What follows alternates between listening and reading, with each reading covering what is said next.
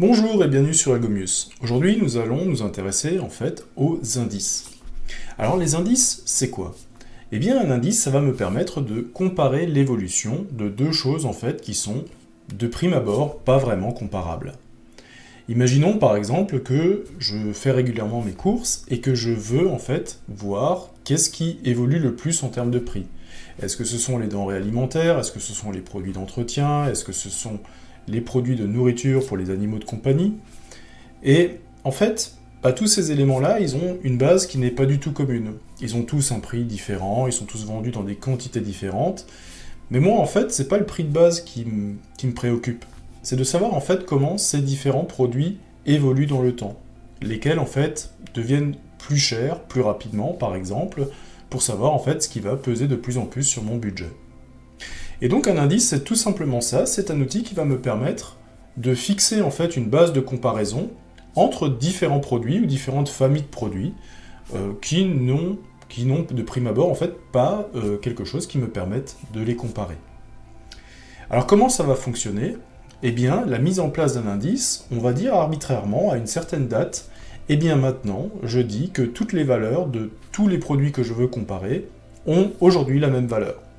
Alors, la valeur que l'on fixe, effectivement, on va la choisir de manière en fait à nous simplifier la vie, et très souvent en fait on utilise un indice de base 100, c'est-à-dire en fait qu'on dit que tout vaut 100.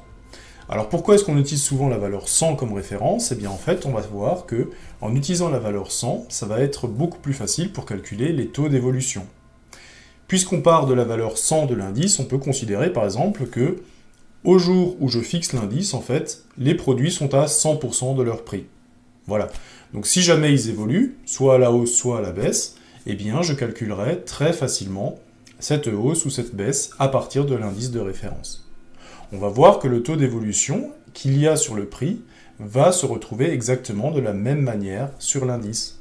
Et donc, c'est quelque chose qui va nous faciliter en fait la compréhension de l'évolution des différents produits. Alors voilà ce que nous allons essayer de faire au travers de cette vidéo. Nous allons essayer de comparer des éléments qui ne sont pas du tout comparables, en tout cas à première vue, et nous allons essayer de voir ce qui, en termes d'évolution, en fait, va nous donner de meilleurs résultats. Et ça va nous permettre de créer en fait une base commune. Et puis comme on s'intéresse à l'évolution et qu'on ne s'intéresse pas vraiment au prix de base ou au prix d'arrivée, et bien comme on ne concerne que l'évolution, finalement la valeur que l'on fixe à la base, elle a peu d'importance sur l'étude que nous allons essayer de faire. Ok, alors comment ça marche? Eh bien on va voir les règles mathématiques qui sont derrière, et naturellement on va utiliser Excel de nouveau pour nous simplifier la vie, sur un tableur qui nous permet de faire pas mal de calculs, et on va voir comment l'utiliser pour calculer un indice. Et on va aussi représenter les différentes évolutions sous forme graphique, ce qui permettra encore une fois d'avoir un aperçu assez rapide en fait, et de se faire une idée de l'évolution. Ok. Alors on va travailler directement sur un exemple assez concret. Par exemple, vous êtes en fait en train de vous charger de la constitution d'un portefeuille. Voilà. Et vous ne savez pas exactement ce que vous voulez mettre dedans. Bon. Donc, ce que vous aimeriez comparer, c'est comparer les différentes valeurs de ce que vous pourriez mettre dans votre portefeuille. Alors, vous commencez par comparer trois valeurs. La valeur de l'or, par exemple, la valeur des actions américaines et la valeur des actions françaises. Et vous aimeriez savoir, en fait, comment ces différentes classes d'actifs ont évolué au travers du temps. Ok. Alors, déjà, pas facile, en fait, de les comparer, puisque l'or, par exemple, eh bien, c'est une matière première, en fait, qui va avoir un coût, qui va avoir, en fait, un prix, soit en euros, soit en dollars, donc en plus, la monnaie rentre en ligne de compte. Ok. Donc, on va la fixer, on va prendre son prix en euros pour 100 grammes. Et comment est-ce que je compare les actions américaines et les actions françaises? Comment je compare les marchés? Eh bien, ces marchés-là ont eux-mêmes des indices boursiers. Alors, aux États-Unis, vous allez retrouver le S&P 500, qui est le Standard & Poor's 500, qui va reprendre en fait les 500 valeurs américaines qui sont représentatives du marché américain. C'est souvent des grandes valeurs qui représentent en fait les industries ou les activités en fait. Ça permet d'avoir une représentativité du marché américain. Et en France, on a exactement la même chose avec le CAC 40, qui est l'indice de référence de la Bourse de Paris, qui reprend, lui, les 40 valeurs représentatives, en fait, du marché français. Voilà. Et donc en fait, on a une tendance du marché français, une tendance du marché américain, et on a le prix de l'or. Ok. Maintenant, la question est, j'ai identifié les trois actifs, mais ces trois actifs, en fait, ne sont pas du tout comparables. L'or a un prix en euros, le S&P 500, c'est un indice, donc il n'a absolument aucune unité, il n'est pas exprimé en euros ou en dollars, c'est tout simplement, à un moment donné, arbitrairement, on lui a fixé une valeur, et cet indice évolue par rapport à la valeur de référence. Ok. Quand on aura mis en place nous-mêmes notre propre indice, on comprendra comment ces indices boursiers ont été mis en place. Et le CAC 40, exactement de la même manière, n'a pas d'unité, il n'est pas exprimé en euros, il est exprimé en points. Donc ça veut dire en fait qu'il n'y a pas d'unité vraiment, c'est juste en fait la valeur du CAC 40, c'est la valeur qui nous permet de savoir l'évolution du CAC 40 par rapport au moment où il a été fixé. Ok. Alors comment je peux comparer ces données qui n'ont pas la même unité, qui n'ont pas la même notion de valeur? On est sur des pays qui n'ont pas non plus la même densité de population, on a les États-Unis qui sont beaucoup plus grands que la France, et donc en fait on part sur des bases qui sont très différentes. Mais ce qui m'intéresse de voir, c'est comment ces différents indicateurs ont évolué. En fait, je m'en fiche en fait de savoir quelle était leur valeur de départ et quelle est leur valeur d'arrivée. Je veux juste savoir en fait comment ils ont évolué dans le temps. Ok. Et donc en fait, ce qu'on va essayer de mettre en place, c'est un indice. Alors comment je vais faire? Eh bien, je vais utiliser une période d'analyse, par exemple, entre 2000 et 2020. Ok. J'ai noté en fait toutes les valeurs de mes trois classes d'actifs. J'ai noté la valeur de l'or en 2000, en 2010 et en 2020. J'ai noté la valeur du Standard & Poor's 500, alors en 2010 et 2020. Alors c'est pas, comme c'est un indice qui est sur les valeurs boursières, et que les valeurs boursières changent tous les jours, il n'y a pas une valeur du S&P 500 pour 2000, mais j'ai pris à peu près la tendance. À peu près la tendance pour 2010 et à peu près la tendance pour 2020. Pareil avec le CAC 40, à peu près la tendance pour 2000, pour 2010 et pour 2020. Voilà. Donc là, je suis en termes de valeur. Et donc j'ai décidé de mettre en place un indice. Et en prenant l'année 2000 comme référence. Alors en prenant l'année 2000 comme référence, eh bien j'ai dit, voilà, les 919 € pour 100 grammes d'or, maintenant, ils ont en fait une valeur de 100 dans mon indice. Pour le S&P 500, qui à l'époque était à 1427 points, eh bien ces 1427 points sont à 100 dans mon indice. Le CAC 40 qui était à 6922 points, il est à 100 dans mon indice. Ok. Et donc vous voyez qu'avec les trois classes d'actifs, maintenant, je les ai tous fixés à 100, à 100%, donc j'ai considéré que les 919 € pour 100 grammes d'or, ça correspondait à 100% de la valeur de l'or. Voilà. Et donc si maintenant j'ai une hausse, eh bien je vais aller au-dessus de 100%, si j'ai une baisse, je vais aller en dessous de 100%. Ok. Et donc ce que j'aimerais faire maintenant, c'est calculer mon indice pour 2010 et pour 2020 en fonction de l'indice 100 que j'ai fixé pour l'année 2000. Ok, alors comment ça marche? Eh bien, je peux en fait utiliser une relation qui dit que l'indice, par exemple, pour l'année 2010, ça va être la base de l'indice, donc la base de l'indice ici c'est 100, multiplié par le ratio, en fait, de la valeur sur 2010 divisé par la valeur de 2000. En gros, c'est le ratio de la valeur d'arrivée sur la valeur de départ. Ok, ça marche. Alors je vais déjà essayer d'en calculer une pour voir un petit peu comment ça marche. Je vais prendre mon classeur Excel, voilà, qui est ici. J'ai repris exactement le même exemple, donc on a dit par exemple pour l'or, première ligne ici, pour l'or, les 919 € sont considérés comme la valeur 100 dans mon indice. Donc vous pouvez le voir comme 100% si vous voulez, c'est 100% du prix de l'or. Ok, donc à quoi correspond 3560? Eh bien 3560, je vais utiliser la formule.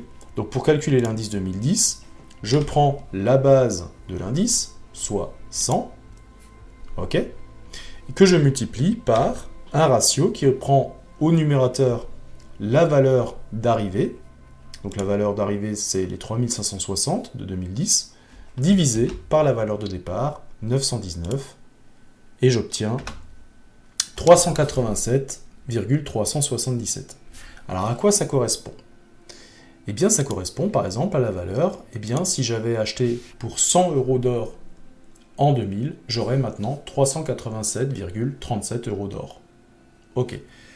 Pourquoi c'est intéressant de calculer un indice? Parce que si j'utilise l'indice J'aurais pu fixer n'importe quelle valeur, hein. J'aurais pu fixer par exemple un indice en 2000 que tout vaut 57. Pourquoi je fixe à 100? Eh bien en fait, si j'utilise la valeur 100, j'ai le taux d'évolution en fait qui me saute aux yeux. Si je suis passé de 100 à 387, eh bien c'est que j'ai une évolution de 287%, ou alors d'un ratio de 2,87. Donc en choisissant correctement la valeur de l'indice de départ, ici j'ai pris 100, en fait vous voyez que j'ai même plus de calcul à faire pour calculer mon taux d'évolution. Mais on reviendra là-dessus un petit peu plus tard, et on essaiera de lier le taux d'évolution aux mathématiques qui sont derrière. Pour l'instant, j'aimerais rester un petit peu sur le calcul de cet indice. Le calcul de cet indice, en fait, la formule que j'ai utilisée tout à l'heure, qui permettait de calculer l'indice de 2010 par rapport à l'indice de référence et le ratio entre les valeurs d'arrivée sur valeur de départ, en fait, qu'est-ce que j'ai fait? C'est tout simplement un produit en croix. Donc si vous avez du mal à retenir la formule, retenez le produit en croix. C'est-à-dire que, si je reprends mon classeur Excel, je peux dire tout simplement que les 919 de valeurs que j'ai ici, 919 de valeurs, okay, correspondent à 100% à un indice 100. Okay, et donc en fait la question c'est à quoi correspondent 3560 euros pour 100 grammes? Eh bien là de nouveau, je peux faire un produit en croix. Produit en croix, c'est 3560 fois 100 divisé par 919 et j'obtiens mes 387, 377. C'est exactement ce que j'ai fait ici. J'ai multiplié les deux, j'ai redivisé par le troisième, je retrouve en fait mon produit en croix. Donc si vous arrivez à mieux le retenir en fait en utilisant le produit en croix, eh bien vous pouvez continuer à faire comme ça, et une fois que vous avez la formule, eh bien vous prenez la formule et puis vous la copiez simplement dans l'espace que vous voulez calculer. Ok. Puisque ma formule elle est en place ici, puisque ma formule elle est en place, eh bien, et que je prends voilà, ces valeurs-là, et puis que j'ai tout en ordre dans un tableau, eh bien en fait je calcule assez rapidement les autres indices. Il me suffit en fait de prendre ma formule, d'attendre d'aller dans le coin inférieur droit de la cellule jusqu'à ce que mon curseur se transforme en petite croix, et de tirer en fait ma formule vers le bas, et j'aurai calculé tous les indices. Ok, ça marche. Et donc il me reste, j'ai calculé les indices de 2000, et j'aimerais calculer aussi maintenant les indices de 2020. Eh bien, je reprends mon produit en croix. Mon produit en croix, il dit quoi? De prendre l'indice de référence, de le multiplier par la valeur d'arrivée, et de diviser tout ça par la valeur de départ, et j'obtiens effectivement la valeur de mon indice. Là aussi, je peux de nouveau tirer vers le bas, et j'obtiens de nouveau le calcul de l'évolution de mes différents indices. Ok, ça marche. Est-ce que je peux zoomer un petit peu peut-être? Ouais. Ok. Donc j'ai calculé mes différents indices. J'ai calculé effectivement que voilà les indices pour 2010 et les indices pour 2020 à partir des valeurs. Ok, ça marche. Alors qu'est-ce que je peux encore calculer lorsque j'utilise un indice? Eh bien en fait, on a souvent parlé dans les vidéos précédentes du taux d'évolution. Et quand je calcule un taux d'évolution, j'aimerais savoir en fait par quoi je multiplie une valeur pour obtenir en fait une valeur future. Si je prends par exemple, là j'ai la valeur de 2020, je la multiplie par un certain coefficient multiplicateur qui est en fonction du taux, pour obtenir en fait la valeur de 2010. Et c'est là qu'en fait que ça va être intéressant d'utiliser l'indice en base 100, parce qu'on va voir que l'indice en base 100 va nous éviter de faire certains calculs. Alors je vais juste prendre un petit notepad, ou je vais directement prendre un Word, au cas où il me faut, au cas où il me faudrait utiliser des formules, je vais tout de suite utiliser un Word. Voilà. Et donc, eh bien, amusons-nous à calculer, si vous voulez, l'évolution, par exemple, du cours de l'or, par exemple, entre 2000 et 2020. Ok. Alors, ça veut dire quoi? Ça veut dire que la valeur en 2000, ok, je la multiplie par un coefficient multiplicateur qui est 1 plus le taux d'évolution, et normalement, en faisant ça, je devrais récupérer la valeur en 2020. Ok. Alors, qu'est-ce que j'ai là-dedans? J'ai à peu près tout, C'est-à-dire que Ce que je voudrais, c'est donc calculer le taux d'évolution. Ça veut dire que pour me débarrasser de la valeur en 2000 dans le membre de gauche, eh bien, il faut que je divise le membre de gauche par la valeur en 2000. Si je le fais à gauche, il faut que je le fasse à droite aussi. Donc là, je vais juste utiliser une insertion pour pouvoir créer une équation. Hop. Non, c'est pas ça que je voulais faire. Je vais donc insérer juste une équation manuscrite. Voilà. Je vais juste faire un truc comme ça. Hop. 1 sur 8, insérer. Voilà. Et donc, en fait, qu'est-ce qui me reste dans le membre de gauche? Dans le membre de gauche, en fait, il me reste, si je prends la valeur de 2000 et que je le divise dans le membre de gauche, valeur en 2000 sur valeur en 2000, ça me fait 1. Et donc, il me reste que 1 sur t. Ok. On y est presque. Et de l'autre, comme j'ai divisé par valeur en 2000 à gauche, il faut que je le divise aussi à droite. Et donc, effectivement, dans le membre de droite, je récupère valeur en 2020 sur valeur en 2000. Et donc, si je veux maintenant mon taux, eh bien, il faut que je me débarrasse encore du 1 qui est ici. Comment je me débarrasse du 1? Eh bien, je fais moins 1 dans le membre de gauche. Mais si je le fais à gauche, il faut que je le fasse à droite aussi. Et donc, 1 moins 1, les deux vont s'annuler. Il va me rester t. Et t, en fait, le taux d'évolution, c'est la valeur en 2020 sur la valeur en 2000 moins 1. Alors maintenant, je vais juste remplacer par les valeurs chiffrées. La valeur en 2020, c'est quoi? La valeur en 2020 de l'or, c'est 5000. 5000 et 919. Donc là, je fais 5000.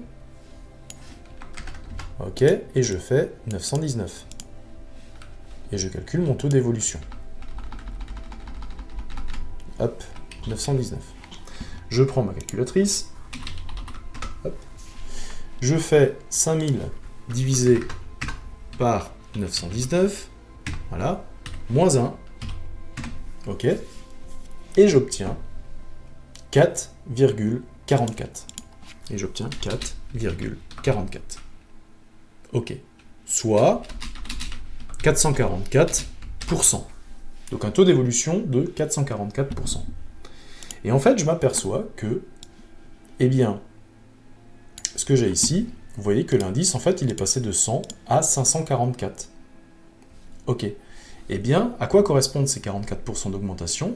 Eh bien, ils correspondent à 44% de taux d'évolution, mais il ne faut pas oublier que sur ces 444%, ça c'est juste l'évolution, j'ai encore, en fait, ma valeur de base de l'or telle qu'elle était en 2000. Donc il faut que je rajoute encore 100% pour dire que l'or que j'avais au début n'a pas perdu de valeur, la valeur de l'or que j'avais en 2000, elle est toujours là, mais elle a été augmentée de 444%. Et donc en fait, c'est ici que je retrouve mes 544. En fait, les 544% qui sont ici correspondent au coefficient multiplicateur. Ils correspondent à 1 plus t. Ok, ça marche. Donc ça veut dire que si je choisis bien mon indice, comme par exemple ici j'ai choisi un indice 100, vous voyez que le taux d'évolution, je ne suis même plus obligé de le calculer.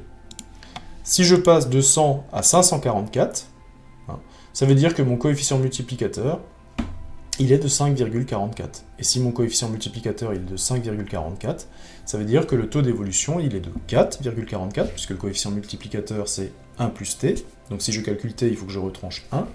Je me retrouve donc avec 4,44, et si je le mets en pourcent, je récupère donc 444% d'évolution. Et donc, si j'utilise un indice, et c'est pour ça qu'on utilise souvent l'indice 100, le taux d'évolution, je ne suis même plus obligé de le calculer, je peux directement le déterminer. Et donc c'est quelque chose de plutôt sympa, parce que si jamais je passe de 519 à 5000, là j'ai un petit peu plus de mal à voir le taux d'évolution. Là je suis obligé vraiment de passer par calcul. Ok. Donc quelque chose d'assez sympa en fait à mettre en place, puisque cet indice va nous permettre justement de retrouver le même taux d'évolution. Alors pourquoi est-ce que ça marche?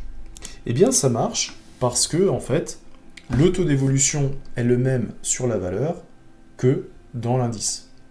C'est-à-dire que comme j'ai calculé l'indice par proportionnalité à partir de la valeur, j'ai la même proportion lorsque je passe de la valeur à 2000 à la valeur à 2010 que quand je passe de l'indice de 2000 à l'indice en 2010. Le coefficient multiplicateur dans les deux cas est exactement le même. Ok. Donc comme le coefficient multiplicateur est exactement le même dans les deux cas, eh bien le taux d'évolution est lui aussi le même. Voilà. Ok, ça marche. Donc on s'aperçoit effectivement que le taux d'évolution, il est facilement lisible par calcul. Je passe de 100 à 544, et bien ça veut dire tout simplement que j'ai 444% d'évolution. Super, je suis même plus obligé de faire un calcul. Ok, alors mon tableau en fait, comment est-ce qu'il va se lire? Si je lis mon tableau tel qu'il est écrit ici, eh bien ça veut dire qu'une valeur de 100 investie en or en 2000 vaudrait 544 aujourd'hui. Donc taux d'évolution de 444%, mais la valeur de l'or que j'avais en 2000, elle est restée, donc j'ai 100% plus les 444 d'évolution, donc je récupère 544. Ok. Pour les autres classes d'actifs, les 100 investis au Standard & Poor's 500 en 2000 valaient 225 en 2020. Ok. Donc là, pareil, si je veux calculer l'évolution, les 225 contiennent la valeur que j'avais en 2000 plus l'évolution. Donc c'est bien le coefficient multiplicateur, c'est 1 plus t. Donc si je veux juste le taux d'évolution, c'est qu'est-ce qui a évolué pour passer de 100 à 225? Eh bien j'ai fait plus 125. Ok, donc plus 125%. Ok. Les 100 investis dans le CAC 40 en 2000 valent 56,9 en 2020. Donc, là aussi, si en 2000, 6922 points valaient 100%, eh bien, les 3942 points de 2022 correspondent à 56,9. Et donc ici, là, j'ai une baisse, et cette baisse, je peux la calculer aussi, elle est de 43,1%. Comment je la calcule? On fait tout simplement les 100% moins les 56,9. Voilà. Alors, ce qui peut être intéressant aussi, c'est que ces indices, maintenant, comme ils ont une base commune, comme ils partent tous de 100, on peut comparer graphiquement ces différentes évolutions.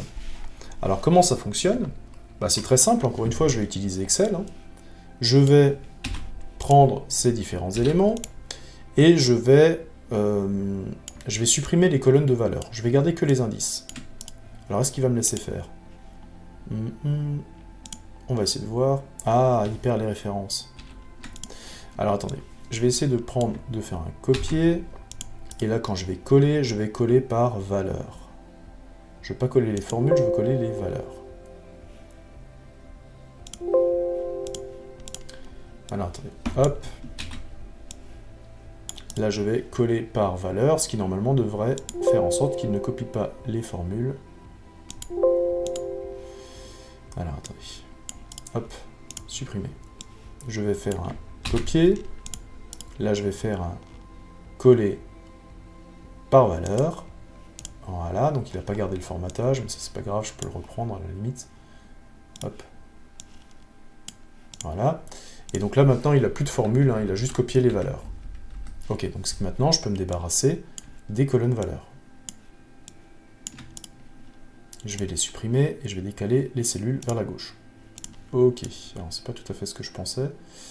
Je pensais qu'il allait me défusionner quand même les cellules, c'est pas grave. Je vais juste les remettre. Donc là on avait 2000. Là je vais mettre 2000. Là je vais mettre 2010. Et là je vais remettre 2020. Donc là j'ai gardé que la colonne des indices. Ok. Et comme j'ai que la colonne des indices, je peux prendre ces éléments-là, et je vais dans Excel, dans le menu Insertion en haut, et je vais insérer en fait un graphique. Et un graphique, on va regarder un petit peu ce que je peux insérer. Alors moi je vais insérer un diagramme de tendance, comme ça. Voilà, il est bien celui-là. Alors j'ai pas de titre sur le graphique, bon je peux faire... voilà. Je vais faire tout simplement, c'est l'évolution de quelques actifs. Voilà. Et là en fait on voit qu'on peut directement avec Excel les comparer. Alors vous voyez que les courbes, en fait, elles partent, toutes les 3 courbes partent de la valeur 100 en 2000. C'est normal, je l'ai fixé arbitrairement. J'ai donc dit, en fait, que tout le monde démarre à 100. Et donc, en fait, on arrive à voir que l'or, c'est la ligne bleue, et bien, le S&P 500, c'est la ligne orange, et le CAC 40, c'est le vert. Et donc, vous voyez que on arrive en fait à comparer ces différents actifs. Alors, il faut faire quand même attention à la lecture de ce graphique. Il faut bien comprendre en fait ce que l'on a fait pour justement enlever les différents biais. Moi j'ai pris les valeurs en 2000. En 2000, je ne sais absolument pas où en étaient les différents actifs. C'est-à-dire, si ça se trouve, le CAC 40 était sur un point haut, l'or était sur un point bas, enfin bref. Moi, j'ai fixé arbitrairement 2000 comme année de référence. Il faudrait regarder, en fait, effectivement, comparativement, si ces classes d'actifs n'étaient pas sur des points hauts ou des points bas sur plusieurs années.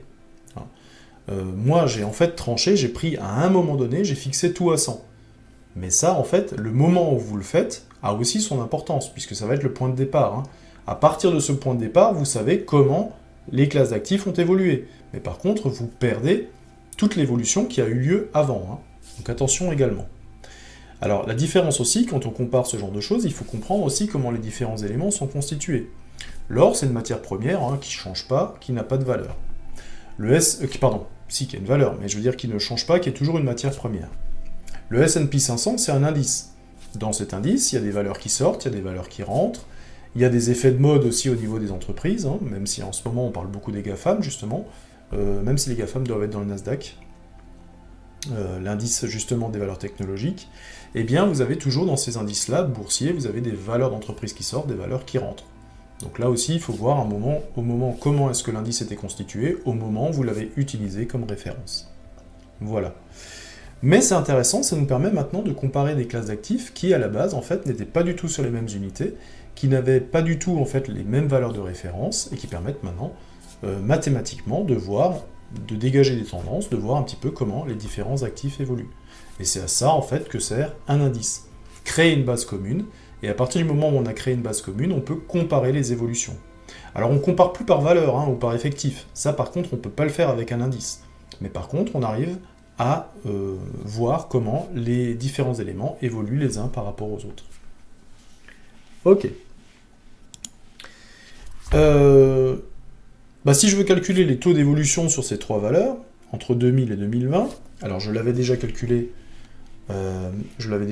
pour l'or. Alors ce que je vous propose, c'est tout simplement de reprendre la formule sur laquelle on était arrivé, et de la rajouter, en fait, tout simplement. Je vais rajouter ici quelque chose qui s'appelle taux d'évolution entre 2000 et 2020. Voilà. Je vais prendre ça, et je vais taux d'évolution, taux d'évolution entre 2000 et 2020. Voilà. Et qu'est-ce que je vais faire là-dedans? Eh bien, je vais calculer le taux d'évolution. Comme je l'ai utilisé pour l'or, je vais essayer de trouver la même valeur, et une fois que j'ai trouvé la même valeur, eh bien, je n'aurai plus qu'à tirer ma formule vers le bas pour calculer toutes les autres. Donc comment j'ai calculé mon taux d'évolution? J'ai pris la valeur en 2024, je l'ai divisé par la valeur en 2000, et j'ai enlevé 1.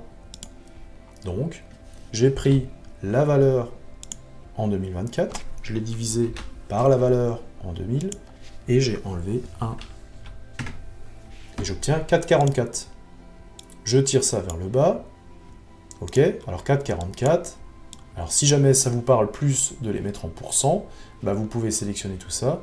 Et là, vous avez en haut, à peu près au milieu de l'écran, vous avez en fait un gros signe pourcentage, et vous pouvez en fait mettre toutes ces valeurs en pourcent. Et donc, eh bien, le taux d'évolution pour l'or, eh bien, il est de plus 444%, pour le S&P 500, il est de plus 125%, et pour le CAC 40, il est de moins 43%. Donc on a deux hausses, une baisse. Et regardez, si je regarde les indices, si je regarde ces deux colonnes l'une à côté de l'autre, en fait, on s'aperçoit que si l'indice a été fixé à 100, parce que 100% c'est très commode, eh bien je retrouve en fait ces taux d'évolution très facilement. Les 444%, eh bien c'est les 100 que j'avais à la base, plus l'évolution, qui me donne les 544. Les 125 d'évolution, 125% d'évolution pour le S&P 500, c'est les 125 d'évolution, plus les 100 que j'avais déjà à la base, ça me donne 225. Et pour le CAC 40, eh bien tout simplement, j'avais 100 à la base, j'ai perdu 43%, donc il me reste 56%. Donc vous voyez en fait que l'indice, eh bien, me permet de me passer de calcul, et si je fixe l'indice à 100, c'est très commode, ça me permet de rapidement calculer les différents éléments. Alors avec 100, je calculerai des pourcents, avec 1000, je calculerai des pour 1000, pourquoi pas, mais en tout cas, de prendre une valeur arrondie vraiment voilà, hein, des 100 000, et bien ça me permet en fait tout simplement de voir le taux d'évolution rapidement, sans avoir à effectuer en fait le moindre calcul. Ok. Bon, on a représenté graphiquement les évolutions, on a calculé les trois valeurs, les taux d'évolution des trois valeurs entre 2000 et 2020. Ok, ça marche. Alors j'aimerais continuer avec un petit exercice, où cette fois-ci on va chercher alternativement les valeurs d'indice. Une fois on va me donner les valeurs, on va chercher l'indice. Une fois je vais avoir les indices, on va chercher les valeurs. Mais si vous avez compris comment fonctionne le produit en croix, eh bien en fait vous allez avoir aucun problème pour répondre à cette question. Ok. Donc, on va s'intéresser au prix de l'évolution de l'électricité, le prix du kilowattheure. Alors là, pareil, hein, j'ai pris...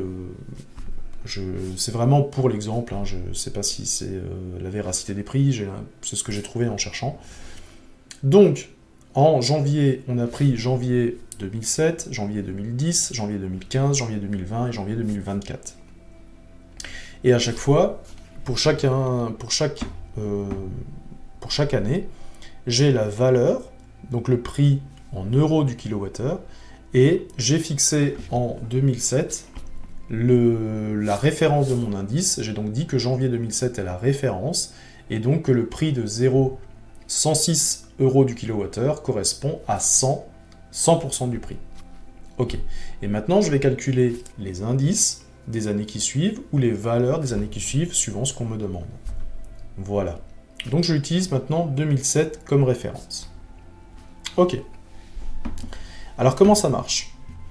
Eh bien, on va regarder, et si, pareil, si jamais vous avez un doute, n'hésitez pas à passer par le produit en croix. Donc j'ai simplement repris le tableau ici, voilà. Et donc en janvier, ça c'est ma référence, en janvier 2007, pardon, j'ai fixé l'indice à 100 pour la valeur de 0,106. Donc ça veut dire que 0,106 correspond à 100%. Ok. En janvier 2010, j'ai une valeur de 0,116. Ok, donc j'ai 0,116 et j'aimerais savoir en fait quel est l'indice pour janvier 2010. Ben, si 100% correspond à 0,106, à quoi correspond 0,116? Je peux faire un produit en croix. Je fais 0,116 fois 100 divisé par 0,106 et j'obtiens 109,4. Alors 109,4, c'est la valeur de mon indice. Ok. Pour janvier 2015, j'ai un autre problème. Cette fois-ci, on me donne l'indice, mais on ne me donne pas la valeur. Eh bien, en fait, je vais raisonner exactement de la même manière. C'est-à-dire que cette fois-ci, je sais qu'en janvier 2007, 0,106 correspondait à 100%. Maintenant, moi, j'ai l'indice. J'ai un indice de 146,23. Donc, il faut bien que je le mette dans la liste des indices. Hein. Là j'ai les prix et là, j'ai les indices. À combien correspond un indice de 146,2? Ben, je me retrouve avec mon produit en croix. C'est-à-dire que, ici, les 0,106 multipliés par les 146,2 et divisé par 100 va me donner 0,155. C'est le prix du kilowattheure en janvier 2015. Ok. Et je continue comme ça. Alors là, en janvier 2020, pareil, j'ai de nouveau une valeur. Donc il faut que je le mette dans la ligne des prix. 0,174, c'est la valeur, c'est le prix que j'ai payé, et je cherche l'indice. Produit en croix, de nouveau, 0,174 fois 100 divisé par 0,106, qui me donne 162,2. 162,2, ça marche.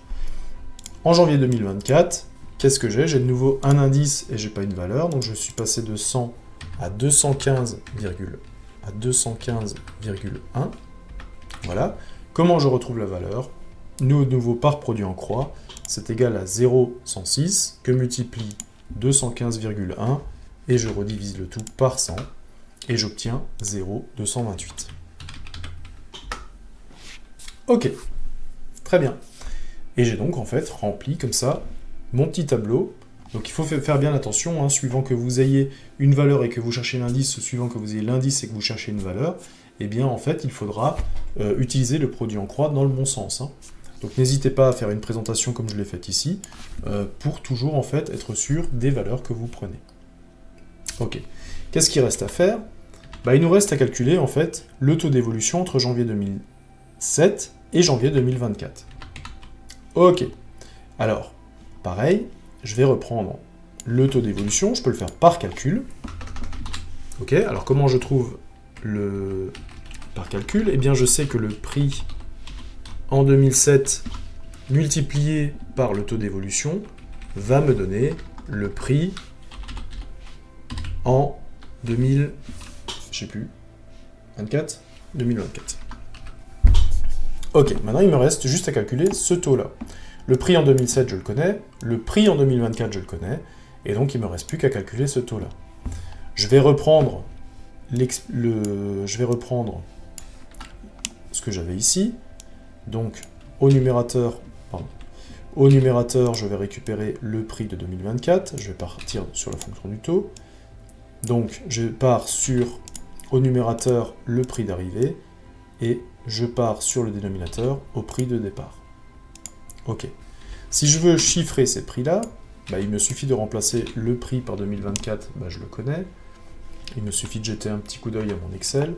Le prix en 2024, en 2007 et en 2024. Donc il y a 0,106 pour 2007 et 0,228 pour janvier 2024. Donc janvier 2024, 0,228. Ouais. Et le prix en 2007, 0,106. C'est ça. 106, 228. Est-ce qu'on est bon? 106, 228. Ok, ça marche. Et donc, j'ai plus qu'à calculer ça. Je vais prendre ma petite calculatrice. Hop. Donc 0,228 divisé par 0,106. Ok, moins 1. Et je vais obtenir mon taux. Et mon taux, il est en fait de 1,15. Allez, je vais l'arrondir à deux chiffres après la virgule. 1,15. Donc là, ici, j'ai le taux T. Il est à 1,15.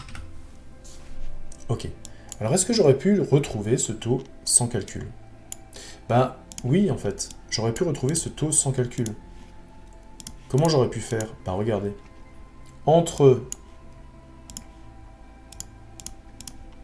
Je suis parti d'un indice 100 en 2007. Je suis arrivé à un indice de 215,1 en 2024. Ok. Donc là, je peux juste le mettre en pourcentage pour qu'on voit mieux. Je vais mettre en pourcentage. Donc j'ai donc une augmentation de 115%. Et bien regardez, pour partir de 100 et arriver à 215,1, j'ai effectivement une augmentation de 115%.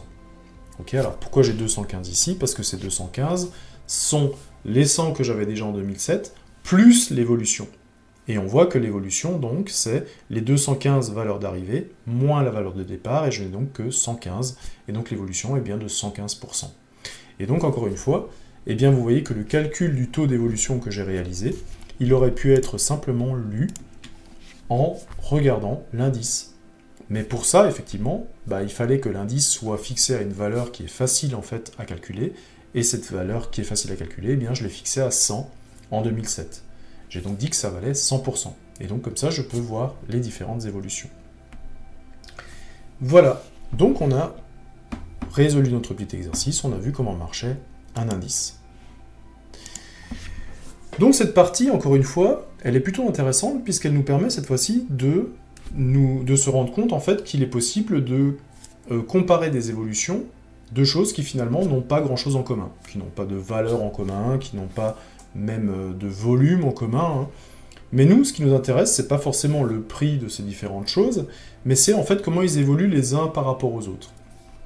Et là, en fait, quand on s'intéresse qu'à l'évolution, ça veut dire que la valeur, on peut la fixer arbitrairement. On dit, voilà, aujourd'hui j'ai décidé que tout vaut 100. Et je verrai dans une semaine si les différents éléments ont eu une hausse ou ont eu une baisse. Comme je ne tiens pas compte en fait de la population ou du prix, et que je ne m'intéresse qu'à l'évolution, finalement, le prix que je fixe, ou la valeur de départ que je fixe, finalement, a peu d'importance. Comme elle a peu d'importance, je vais la fixer vers une valeur qui m'arrange. Ok, donc moi j'ai parfaitement compris ce que c'était les pourcentages, donc je sais ce que c'est 100% de quelque chose. 100% d'un gâteau, bah, c'est le gâteau en entier. Et donc quand je fixe un indice à 100, ça veut tout simplement dire qu'aujourd'hui je dis que ça vaut 100%. Et demain, si c'est à 110, eh ben, je sais que ça aura pris 10%. Voilà, tout simplement. Et donc, eh bien, on commence à comprendre comment les différents indices ont été construits. Alors attention quand même, il peut y avoir des biais de construction, c'est-à-dire que eh bien, si je décide aujourd'hui que je fixe un indice à 100, eh bien, je peux par exemple me retrouver sur un point haut d'un actif ou un point bas d'un actif. C'est le prix où il était au plus haut ou le prix était au plus bas, et moi je m'en sers comme référence. Et donc effectivement, c'est quelque chose qui peut ramener un biais en fait dans la lecture des différentes évolutions. Et donc ça, il faut en tenir compte, et il faut en être conscient quand on exploite les différentes données. Voilà, donc maintenant on sait utiliser un indice, et on sait aussi comprendre les indices qui ont été générés, comme par exemple les indices boursiers, le CAC 40 et le S&P 500, et on continue de plus en plus à comprendre un petit peu comment est utilisée l'information chiffrée en finance et en comptabilité. À bientôt!